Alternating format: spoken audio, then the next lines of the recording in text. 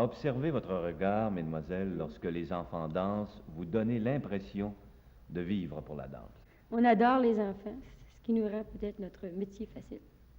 C'est d'abord à base d'amour que ce métier-là? Oh oui, vraiment, faut aimer les enfants, parce qu'on les a à des âges assez difficiles. Pour leur apprendre la danse, il faut vraiment les aimer. Mais apprendre la danse aux enfants, pour eux, ça représente beaucoup? Oui. Ben, d'abord, il y a certaines danses qui sont très difficiles, alors ils y mettent tout leur cœur. Ils ont vraiment l'impression de travailler pour apprendre une danse. Parce qu'on ne fait pas seulement des danses faciles, on fait aussi des danses difficiles. Et on tient à ce que les enfants fassent des efforts pour arriver à la danse.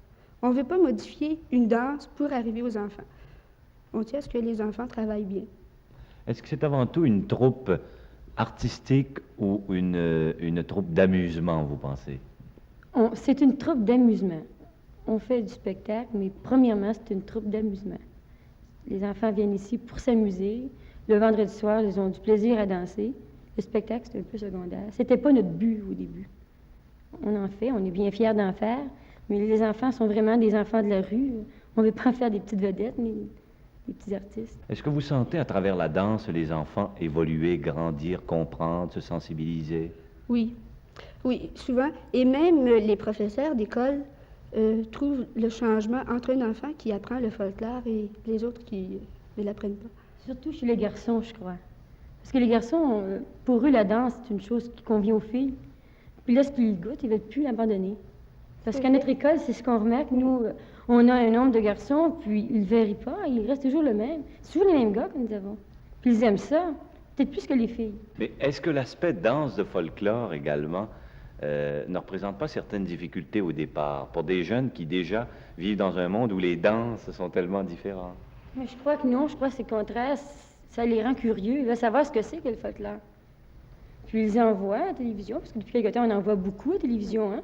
Puis ça les intéresse d'aller voir ce que c'est, la danse de folklore. Puis ils font un petit peu une géographie humaine. Ils apprennent des coins de pays qu'ils ne connaissaient pas.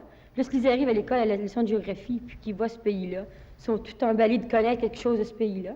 Pour eux, de connaître une danse d'un pays, c'est presque connaître le pays.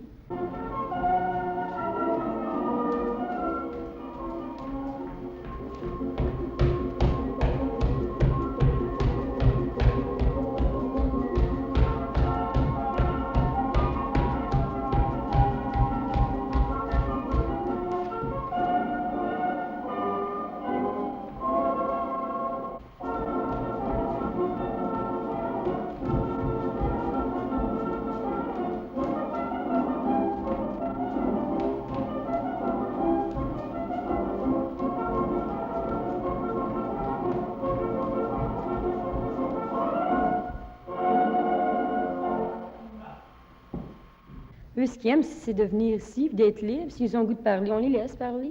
Entre eux autres, ils font des connaissances. Les petits gars apprennent à connaître les petites filles à connaître les petits gars. Puis... Entre l'école et la danse, il n'y a pas de concurrence? Les enfants nous disent souvent qu'ils aimeraient danser 5 jours par semaine, au lieu d'aller à l'école 5 jours par semaine.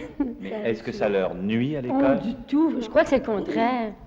Parce qu'on a, on a même un petit bonhomme qui avait à peu près 65 dans son bulletin et qui a monté à 82. Fait que c'est signe que ça lui a beaucoup aidé.